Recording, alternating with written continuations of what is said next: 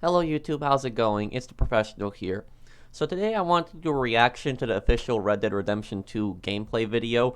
And they've released trailers before this, but the trailers didn't really show us gameplay. They're more cinematic in nature. So right here we're going to take a look at this, see the actual gameplay, see what it looks like, and I'm going to see if I can point anything out that I noticed in this trailer. So let's take a look at it.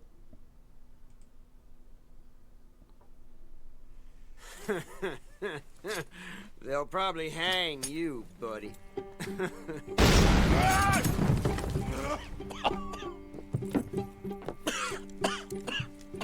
You coming, buddy?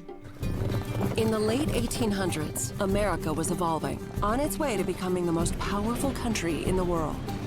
I hope that the trains actually, I hope that the trains are more detailed this time, because in Red Dead Redemption 1, there wasn't really much to do in the trains. You could climb on them, and I guess you could shoot all the passengers and take their money and shoot the driver. Maybe if there's like a safe on the train or something like that, but I hope the trains are more detailed this time around. I'm assuming they probably are.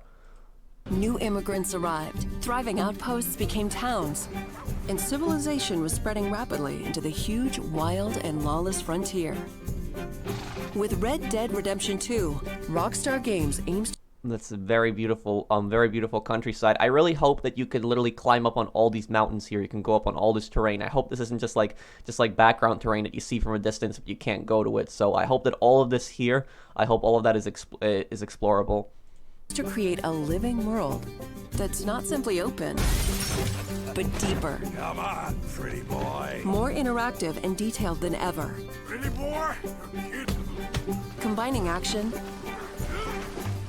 storytelling, We need to get those people. One thing that really does have me impressed with this game is the weather system. I do like that because in Red Dead Redemption 1 there was snow, but we didn't really see it to like this extent where you were where it was like really deep, that your horse was like digging into it, and obviously you see all the snow blowing here in the wind. So I really hope that there's when you go up in the mountains and things like that, that there's that actually snows this time around, and that when you're going through the snow, that it's going to slow your horse down and slow your player down. That'll be really good, because not a lot of games I noticed do snow effects pretty good. Instead, and gameplay in new ways. As you live.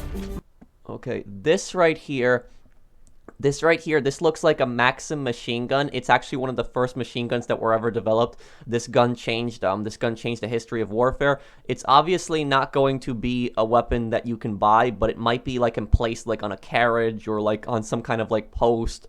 But this is going to be an emplaced weapon, and we're going to see how that works. But this weapon really changed the battlefield. If anybody plays Battlefield 1, World War 1, you've seen weapons like this. The Maxim, it comes in so many different variants. So many countries have made similar variants to it. And right here we're looking at, it looks like this is the Deadeye system. Deadeye, in case anybody's new to Red Dead Redemption, it's where you have this meter where you can slow down time, and you can shoot all the enemies in slower motion. You can also basically lock onto them, and then your character will just shoot at them really quickly, multiple targets at once. Ride and fight to survive. Does that look like? I've seen that gun somewhere before. So I knew that I saw that gun that Arthur was holding. I knew I saw it somewhere. I just didn't know exactly where, and I believe this is the gun. It's Sharp's rifle, and it looks very similar to the one he's holding. I'm not 100% sure, but I believe that this is the gun.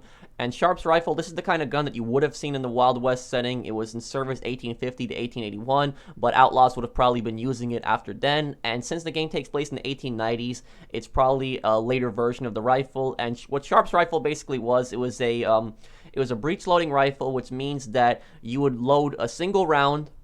You would load a single round at the rear of the barrel into the chamber there, and it will only fire one round at a time. However, Sharp's rifle is known for its really good accuracy, so this is going to be a really accurate gun in the game. And my best guess is that this gun is going to have a lot of power. So if it's a single shot rifle, it's going to have a slow fire rate, obviously, but it's going to be very powerful, because how else would they balance it? Single shot, so it has to be powerful. And if anybody's seen the movie Quigley's Down Under, they have this rifle in a lot of scenes in the movie, and it just shows you how accurate the gun was in the movie. So I am looking forward to using this gun in the game. We'll see how that gun works out. as long as we get paid or you get shot, I'm happy.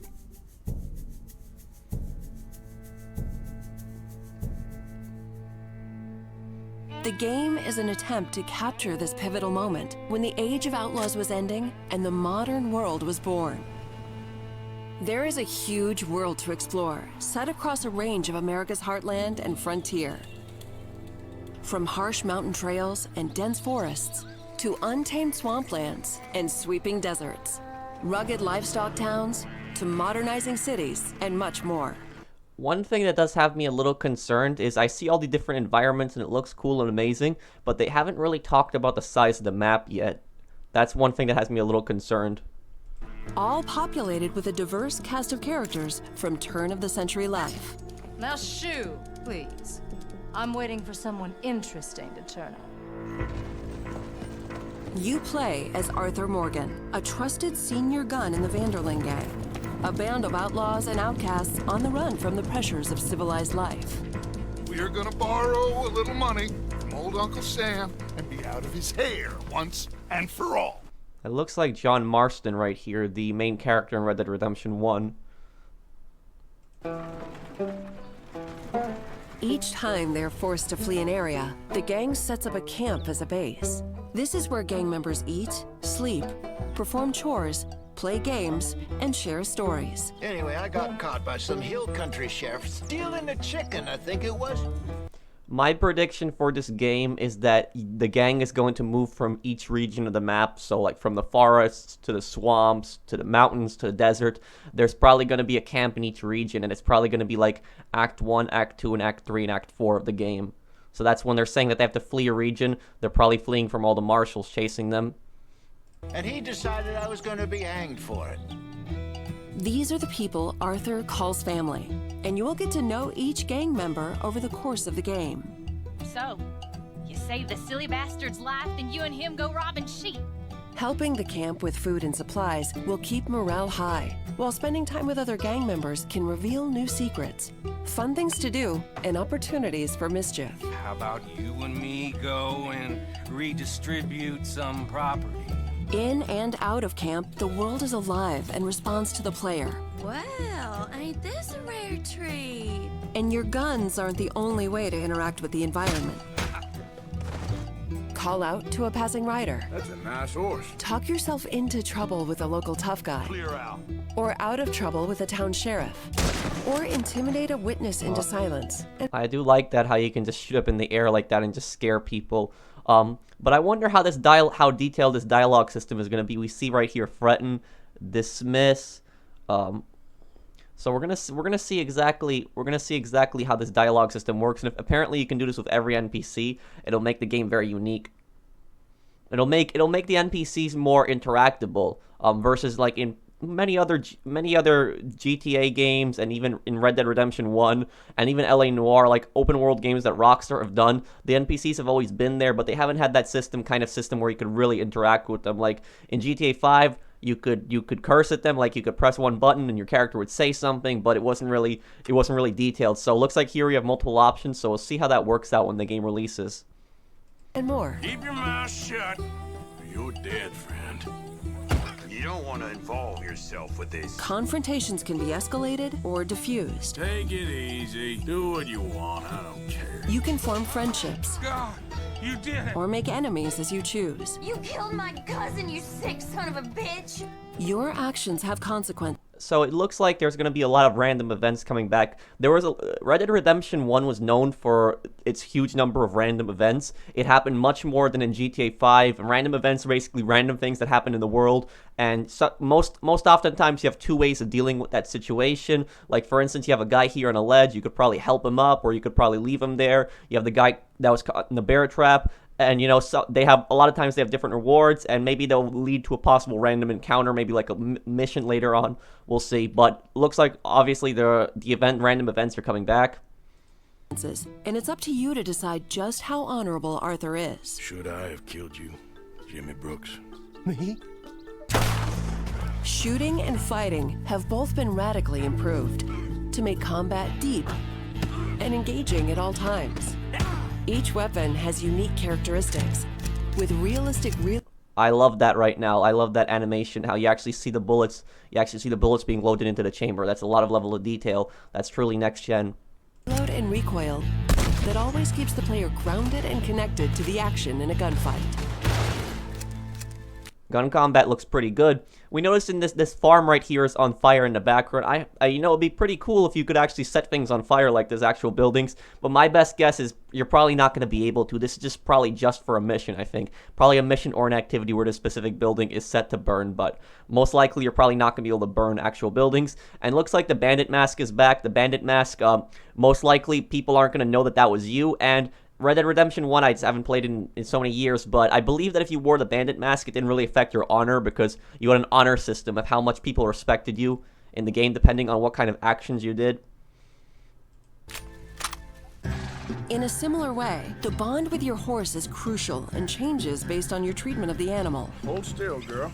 Some breeds are better suited for certain tasks. I got a fella been looking for a decent workhorse like this for a while. Your saddle and saddlebags can store extra weapons, along with supplies and animal carcasses that you pick up while out roaming or hunting.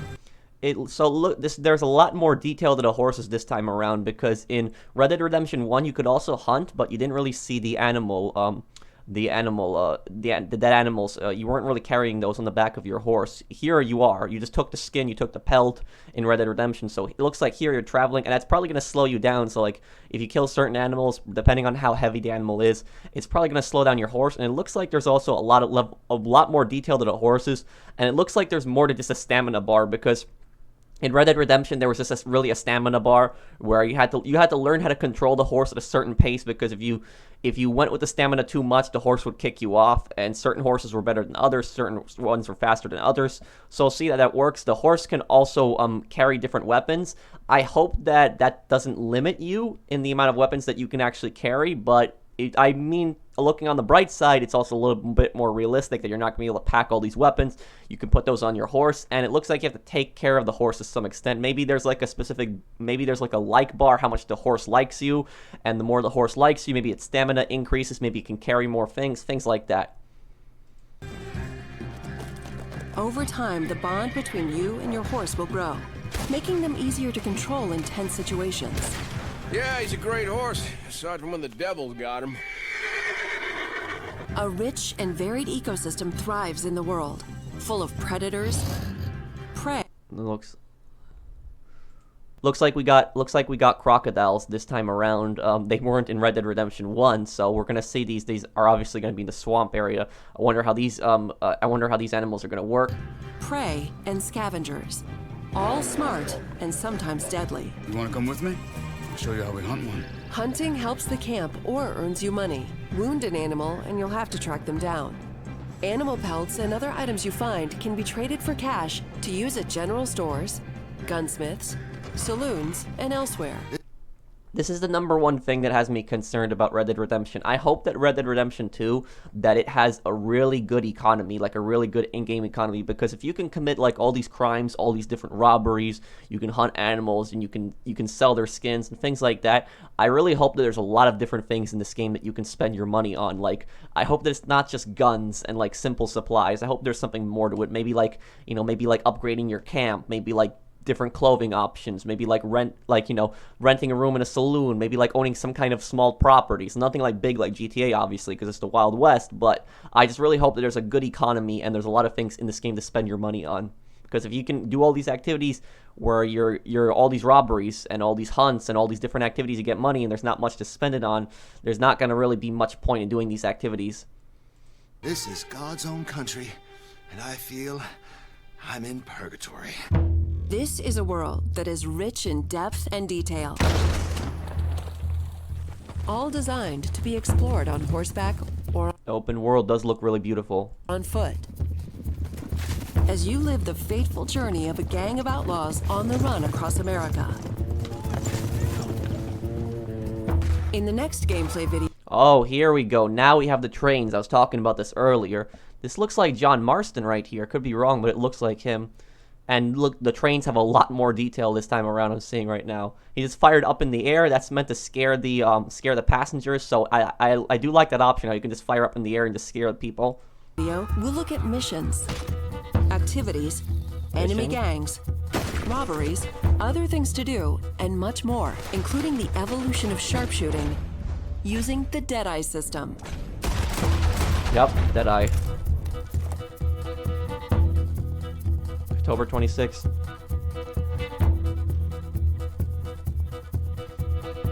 So it's coming out for PS4 and Xbox One. A lot of PC players were concerned on my live streams. They were talking to me about it, but I can almost guarantee this game is going to come to PC. I don't see why not. It's just Rockstar tends to do this where they tend to release games on the PS3 and the Xbox before.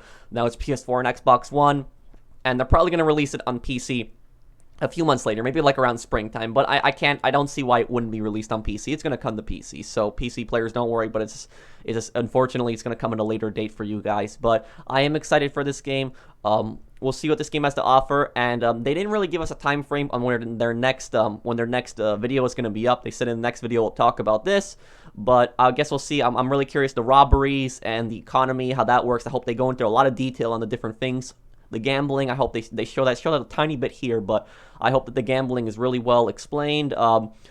We'll see how that all works out. I also want to see the multiplayer, because there's supposed to be multiplayer in this one, so I want to see how the multiplayer works, because the multiplayer in Red Dead Redemption 1 was not that great in my opinion. The multiplayer, the only thing I liked in the multiplayer was the gambling, because you could gamble against other players like poker, liar's dice, but in terms of just like the multiplayer, the free mode is kind of boring. There's nothing really to do except run around and just shoot other players. I hope that this time around there's different activities you can do with your friends, maybe like rob banks, rob trains, but I am really focused on single player right now, but I do also hope there's a good multiplayer. So I hope that you guys enjoyed my reaction. Let me know what you think of this game. Are you excited for this game? And for people that are just getting into Red Dead Redemption, just getting into it and are looking forward to this game but haven't played Red Dead Redemption 1, I do recommend that you play Red Dead Redemption 1 before this game comes out, or at least watch a walkthrough of it on YouTube, because Red Dead Redemption 1 takes place after Red Dead 2, and they're going to probably have a lot of references to Red Dead Redemption.